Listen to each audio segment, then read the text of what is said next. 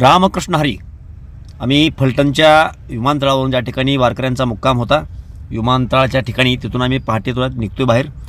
आणि बाहेर पडल्याच्यानंतर मोठ्या प्रमाणामध्ये ट्रॅफिक झाली आणि त्यामुळं वाहनं ब्लॉक झाले. अगदी फलटणच्या बाहेर पडेपर्यंत तिथून विमानतळापर्यंत पूर्ण गाड्या जागेवरती ब्लॉक होत्या. त्या गाड्या आसपास 10च्या आसपास सोडण्यात आल्या. तिथपर्यंत ताटकळत थांबावं लागलं. त्यामुळं पुढील प्रवासामध्ये ज्या ठिकाणी मुक्कामाला जायचं होतं त्या ठिकाणी गैरसोय वगैरे झाली. पोलिसांचा सुद्धा बंदोबस्त मोठ्या प्रमाणामध्ये होता. हे फलटण शहरातून जिथून आपण बाहेर पडतोय त्या ठिकाणचं लोकेशन आहे. पांढऱ्या ड्रेसमध्ये ही वारकऱ्याची दिंडी. अशा अनेक दिंड्या आहेत ज्यांचे ड्रेस कोड आहेत. विशिष्ट प्रकारचा कलर त्या दिंड्यांना असतो, जेणेकरून वारकऱ्यांना आपले लोक कळतील. आणि दिंडीची एक शिस्त असते.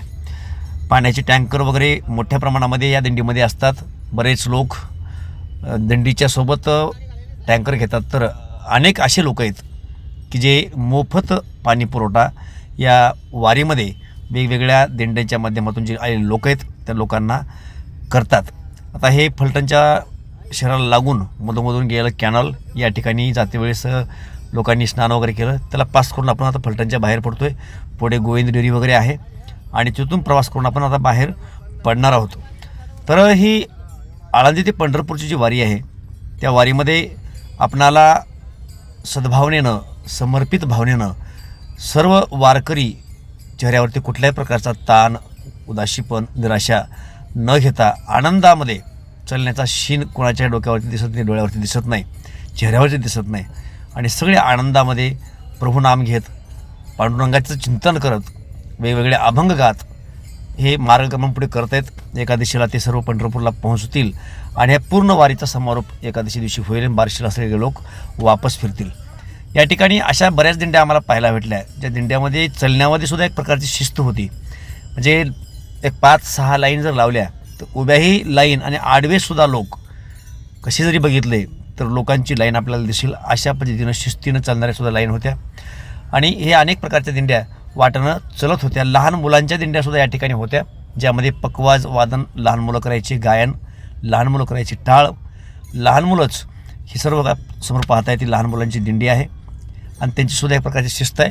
असे लहान लहान मुलं आता वारकरी शाळेमध्ये घालण्याचं प्रमाण महाराष्ट्रामध्ये वाढलेलं आहे, जेणेकरून एक चांगली पिढी निर्माण होईल. व्यसनाकडे जी पिढी आज गेलेली आहे तिथून बाजूला येऊन किमान एक माणूस पण त्यांच्यामध्ये यावं या दृष्टिकोनातून आता जागरूक मातापिता आपलं एकतरी मूल वारकरी संस्थेमध्ये घालत आहे, जेणेकरून त्यांना एक माणूस म्हणून कसं जगता येतं किंवा जगावं ह्याचं ज्ञान मिळेल आणि घरामध्ये एक सुसंस्कारी पुत्र तयार व्हावा, एक मुलगी तयार व्हावी अशी भावना असणारे कित्येक लोक आहेत जे वारकरी संस्थांमध्ये ॲडमिशन देतात. आता अशा संस्था आळंदीमध्ये तर मोठ्या प्रमाणामध्ये आहेतच, परंतु महाराष्ट्रभर प्रत्येक जिल्ह्यामध्ये आता ह्या संस्थेचं प्रमाण वाढत चाललं आहे, ज्या ठिकाणी लहान मुलांना चांगले संस्कार दिले जातात. आपण फलटणच्या बाहेर पडतो आहे. आमच्या दिंडीमध्येही अगदी तरुण 20 वर्षाच्या मुलापासून अगदी वयोवृद्ध 70-80 वयाच्या वयापर्यंतचे माणसं आहेत, वारकरी आहेत. अशा अनेक दिंड्या आहेत की ज्यामध्ये अशा संमिश्र स्वरूपाचे लोक आहेत. आणि विशेष या वारीचं वैशिष्ट्य म्हणजे इथं सगळे 18 पगड जातीचे लोक एकत्रित गुण्या गोविंदानं स्वयंशिस्तीने पुढे जातात.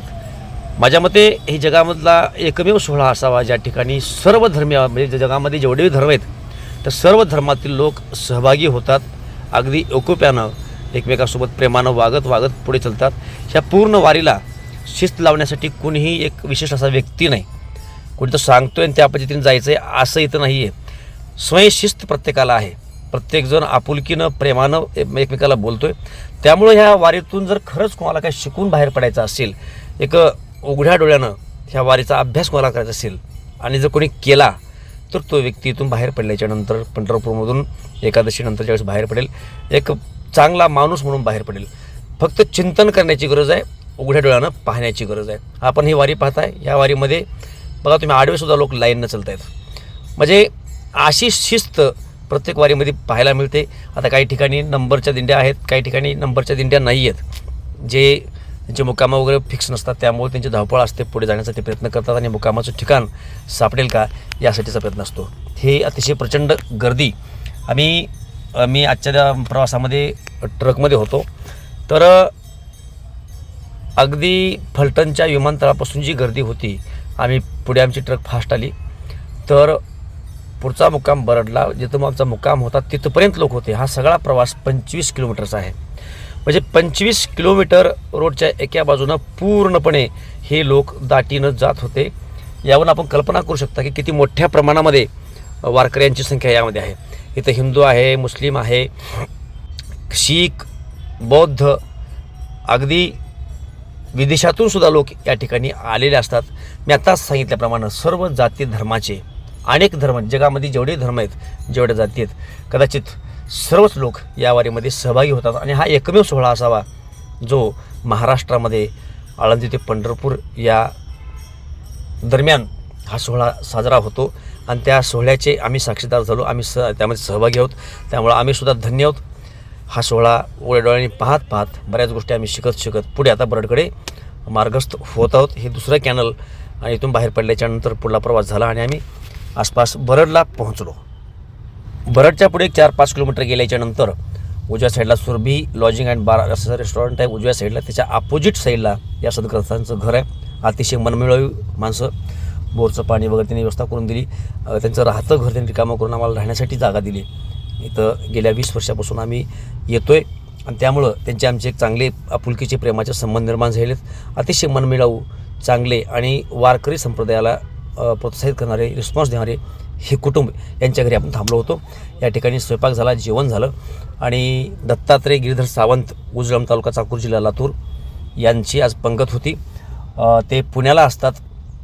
गिरीधर सावंत हे त्यांचे वडील वारलेले आहेत. तर त्यांच्या कुटुंबामध्ये त्यांची आई, भाऊ, पत्नी आणि 2 बहिणी असा त्यांचा परिवार आहे. त्यांच्याकडून दिंडीला ही अन्नदान करण्यात आलं. त्यांची पंगत झाली. याचा लाभ, याचा आनंद सर्व वारकऱ्यांनी घेतला. आणि त्यानंतर भजन वगैरे झालं. भजन करून त्या ठिकाणी सर्वांनी आराम केला आणि सकाळी आता ते नातेपुत्याकडे मार्गस्थ होतील. तर अशा पद्धतीनं हा सगळा प्रवास झाला. ही माहिती योग्य बरोबर वाटत असेल तर लाईक करा, चॅनलला सबस्क्राईब करून घ्या. अशाच धार्मिक गोष्टी आपल्यापर्यंत पोहोचण्यासाठी चॅनलला सबस्क्राईब करून घेणं गरजेचं आहे. लवकरच भेटू. रामकृष्ण हरी.